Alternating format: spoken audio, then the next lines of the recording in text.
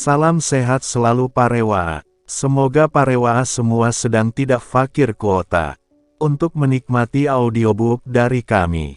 Sebelum kita lanjut, silakan subscribe channel ini dan nyalakan loncengnya untuk mendapatkan notifikasi ketika video terbaru telah diupload.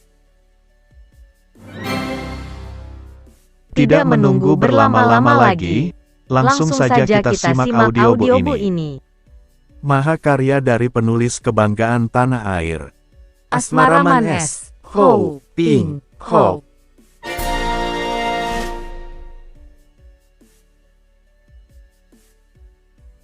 Suling Emas, bagian 22. Kongcu. Kalau suara ini parau dan kasar, agaknya Kui Seng takkan mengacuhkannya. Akan tetapi justru tidak demikian. Suara itu halus dan merdu, dan inilah yang membuat ia bagaikan terpagut ular dan cepat ia berpaling ke kiri. Dia sendiri di situ. Siapa lagi kalau bukan Ang Xiao Hua? Pakaiannya masih serba merah muda, dari pita penghias rambut sampai sepatunya. Akan tetapi terang bukan pakaian yang semalam, karena pakaian ini selain kering juga bersih sekali. Rambutnya digelung indah terhias perhiasan burung hong dari emas dan permata. Sepasang pipinya kemerahan, matanya bersinar-sinar, bibirnya tersenyum manis. Akan tetapi wajah yang cantik itu kelihatan berbayang menjadi dua tiga oleh pandangan mata Kui Seng yang berkunang-kunang.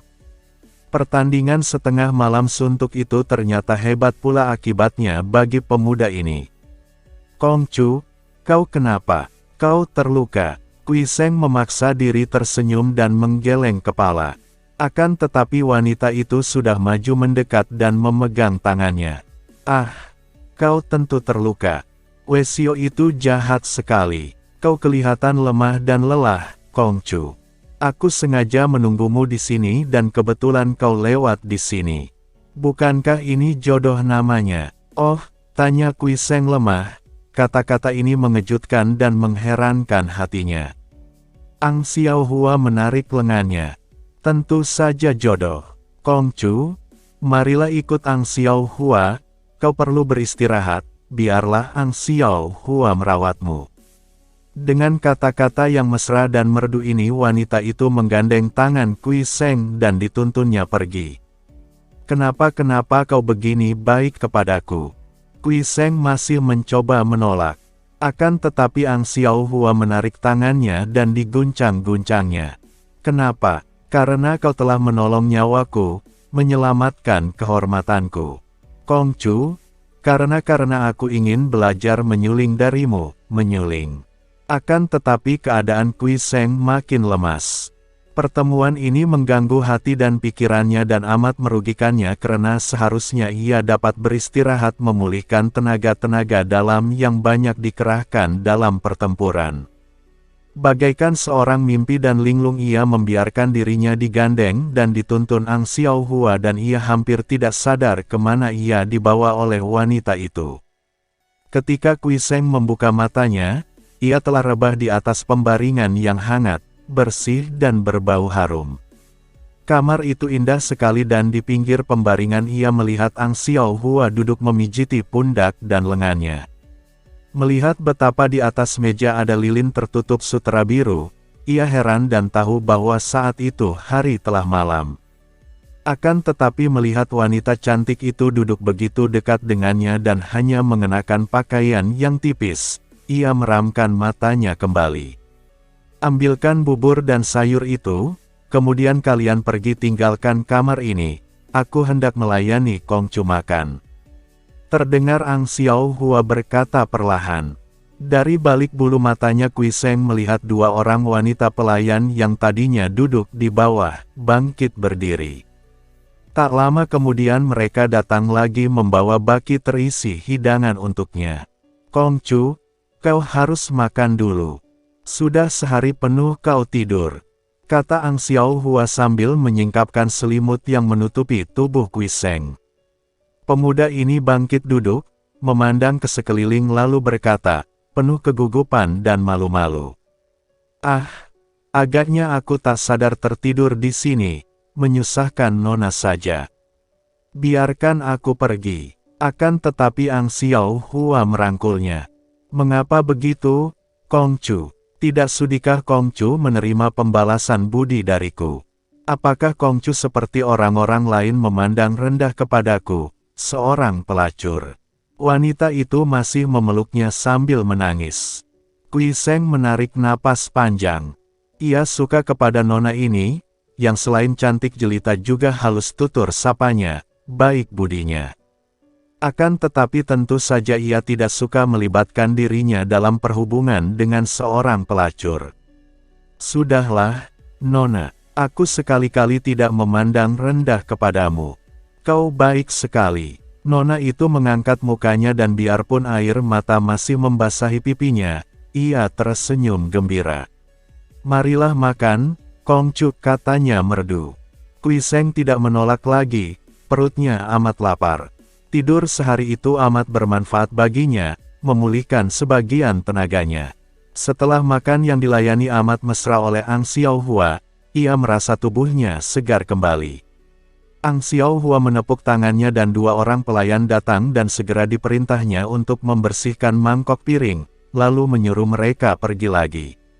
Kemudian, dengan gerakan lemah gemulai dan mesra, tanpa ragu-ragu atau malu-malu lagi Ang Xiao Hua lalu menghampiri Kui Seng dan duduk di atas pangkuannya. Ah, Nona, ini, bagaimana?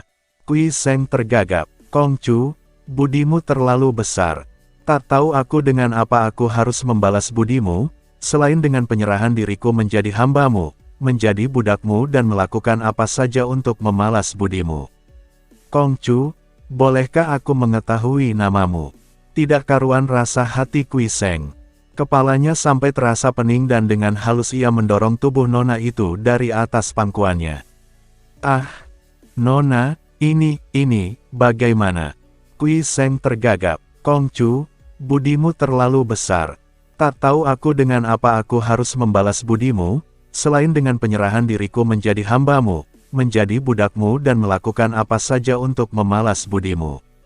Kongcu, bolehkah aku mengetahui namamu? Tidak karuan rasa hati Kui Seng. Kepalanya sampai terasa pening dan dengan halus ia mendorong tubuh Nona itu dari atas pangkuannya. Nona, duduklah yang betul dan mari kita bicara. Kau mau tahu namaku? Aku adalah Kui Seng, seorang pelajar gagal yang tiada tempat tinggal, miskin dan tak berharga. Ah, Kui Kongcu, mengapa bicara begitu? Kau seorang budiman, gagah perkasa dan amat berharga. Kalau mau bicara tentang orang tak berharga, akulah orangnya. Kembali Nona itu menangis dan ia kini duduk di atas kursi dan menutupi muka dengan kedua tangannya. Kui Seng melihat air mata menetes dari celah-celah jari tangan yang putih, halus dan kecil meruncing itu. Nona, kulihat kau bukan orang sembarangan. Kau terpelajar dan tidak kelihatan seperti gadis bodoh. Mengapa kau sampai tidak kuasa ia melanjutkan kata-katanya menyebut pelacur. Sampai menjadi pelacur, Ang Xiao Hua menurunkan tangannya dan mukanya menjadi merah sekali. Air mata menetes di sepanjang kedua pipinya yang halus kemerahan. Ah, panjang ceritanya, Kui Kongcu.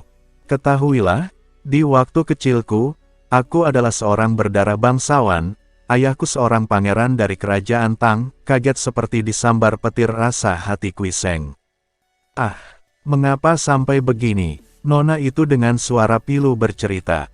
Ayahnya memang seorang pangeran bernama Hu Shikai yang mempunyai sepasang puteri kembar. Ketika kerajaan Tang runtuh, sekeluarga pangeran ini menjadi korban pula. Semua tewas kecuali sepasang anak kembar itu yang berhasil dibawa lari oleh seorang pelayan. Akan tetapi di tengah jalan mereka terhalang oleh keributan dan perang sehingga seorang di antara dua anak kembar itu terlepas dari gandengan tangan dan hilang. Yang hilang bernama Hu Jin-in, sedangkan yang masih dapat diselamatkan oleh pelayan itu adalah Hu Kim-in. Anak ini lalu dipelihara pelayan itu, akan tetapi karena keadaannya yang amat miskin, hampir saja mereka berdua mati kelaparan. Akhirnya, Pelayan itu terjerat oleh cengkraman seorang pemilik sarang pelacuran bernama Bibi Chang yang mau membantu mereka karena melihat betapa cantiknya anak perempuan bernama Hu Kim In.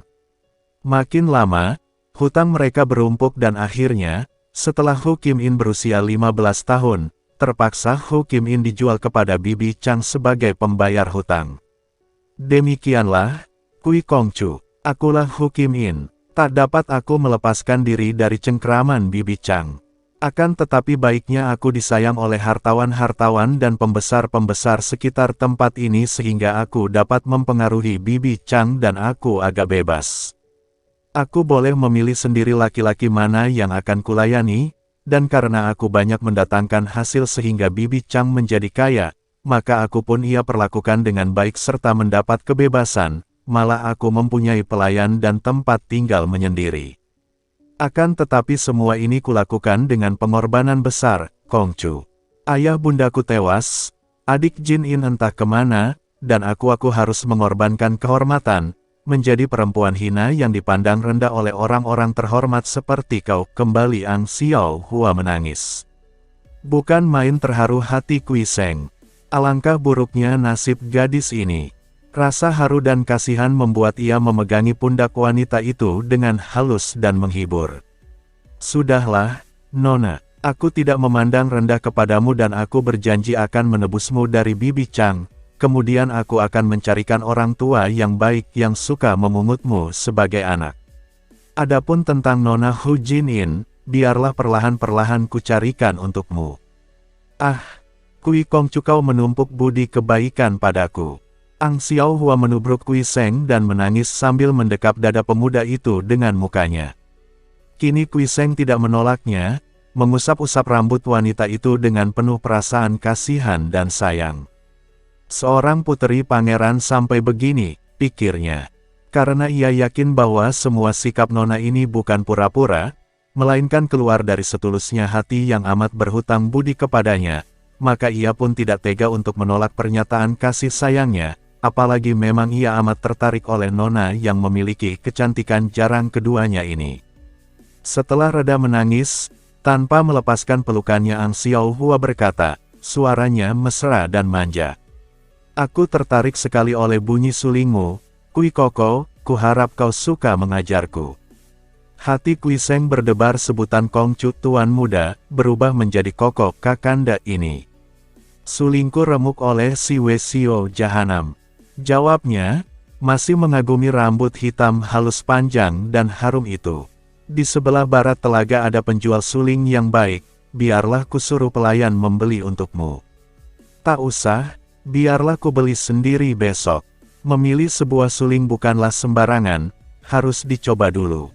Malam itu merupakan malam yang amat mesra bagi Kui Seng, akan tetapi juga malam yang menimbulkan kasihan di hatinya terhadap Ang Xiao Hua. Rasa kasihan yang tentu dengan mudah akan menggelimpang menjadi rasa cinta kalau saja ia tidak teringat bahwa Nona ini adalah seorang pelacur.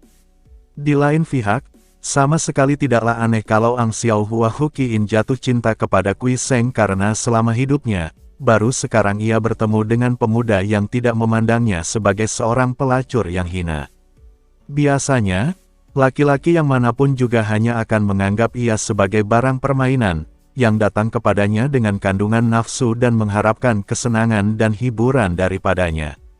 Akan tetapi Kui Seng ini berbeda sekali, pemuda tampan ini menolongnya tanpa pamrih, menganggapnya manusia terhormat, maka sekaligus hatinya jatuh dan tidak mengherankan kalau dia dengan rela menyerahkan jiwa raga kepada Kui Seng dan mengharapkan untuk dapat melayani pemuda itu selama hidupnya.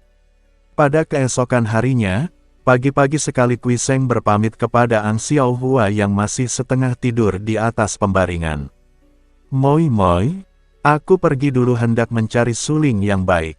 Dengan mata masih setengah meram, Ang Xiao Hua mengembangkan kedua lengannya yang berkulit putih halus ke arah Kui Seng, lalu berkata, suaranya mesra dan penuh cinta kasih, Kui Koko, jangan kau tinggalkan aku lagi.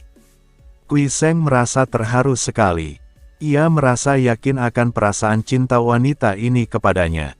Untuk sejenak jari-jari tangan mereka saling cengkeram lalu Kui Seng melepaskannya dan berkata sambil tersenyum. Jangan khawatir, Moi Moi, aku takkan meninggalkanmu begitu saja sebelum kau pandai bersuling. Entah mengapa ia sendiri tidak tahu, pagi itu Kui Seng merasa gembira sekali. Lenyap sudah rasa lelah dan lemah sebagai akibat pertandingan mati-matian melawan Ban Pilocia. Sinar matahari pagi yang menyoroti permukaan air telaga dan pohon-pohon di sekitarnya, tampak amat indah menyegarkan. Suara kicau burung pagi amat sedap, tidak seperti biasanya. Dan pemuda ini tersenyum, matanya bersinar-sinar, dan kedua pipinya menjadi kemerahan bibirnya tersenyum aneh kalau ia teringat pada Ang Xiao Hua. Ia harus mencari suling yang baik, tidak saja yang baik suaranya, akan tetapi juga yang memenuhi syarat untuk menjadi senjata. Bambu yang pilihan tua dan kering betul. Benar seperti dikatakan Ang Xiao Hua, di sebelah barat telaga itu terdapat seorang penjual suling buatannya sendiri. Akan tetapi Kui Seng kecewa melihat bahwa biarpun pembuatannya amat halus, namun bahannya terbuat daripada bambu biasa saja. Saya mempunyai sebatang bambu berbintik hitam yang biasa disebut bambu berbintik hitam, Kongcu. Bambu itu saya beli mahal dari seorang perantau di lembah Huang Ho, akan tetapi karena mahalnya, sampai sekarang belum saya bikin suling, takut tidak akan ada yang berani membelinya.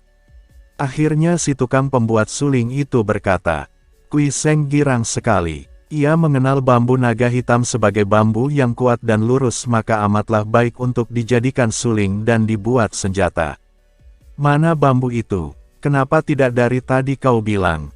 Keluarkanlah, biar ku melihatnya. Setelah bambu itu dikeluarkan, Kui Seng menjadi girang sekali. Benar bambu naga hitam yang amat baik, tua dan sudah kering betul. Mereka tawar-menawar, kemudian Kui Seng berkata, jadilah. Harap kau buatkan suling dari bambu ini sekarang juga, aku akan menunggunya. Setengah hari lebih Kui Seng berada di rumah pembuat suling itu. Akhirnya lewat tengah hari, suling itu pun jadi dan setelah mencobanya dan mendapat kenyataan bahwa memang sudah tepat ukuran lubang-lubangnya. Kui Seng membayar harga suling yang 50 kali lebih mahal daripada harga suling biasa, membeli pula sebuah suling biasa dan meninggalkan tempat itu. Ia girang sekali, mempercepat larinya menuju ke rumah mungil yang menurut cerita Ang Xiao Hua menjadi tempat istirahatnya tak jauh dari telaga. Moi Moi, kau lihatlah suling ini. Di depan pintu rumah Kui Seng sudah berseru memanggil, rindu akan senyum manis dan pandang mata mesra yang pasti akan menyambutnya. Akan tetapi sunyi saja di sebelah dalam. Kui Seng mendorong daun pintu dan dapat dibayangkan betapa kagetnya melihat dua sosok tubuh melang-melintang di belakang daun pintu. Ketika ia membungkuk dan memeriksa, ternyata itu adalah dua orang pelayan wanita yang sudah tak bernyawa lagi tanpa menderita luka yang kelihatan. Kui Seng menjadi pucat mukanya. Moi Moi, serunya dan mendengar ada suara perlahan dari dalam kamar. Sekali meloncat ia sudah menerjang dun pintu kamar dan masuk ke dalam kamar. Apa yang dilihatnya? Memang Ang Xiao Hua berada di situ, akan tetapi dalam keadaan yang jauh bedanya dengan malam tadi, gadis itu telentang di atas pembaringan.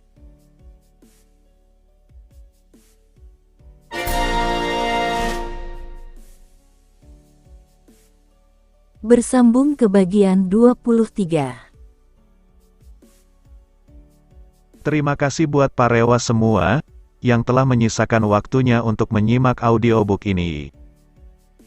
Jangan lupa di-subscribe ya, karena subscribe itu gratis.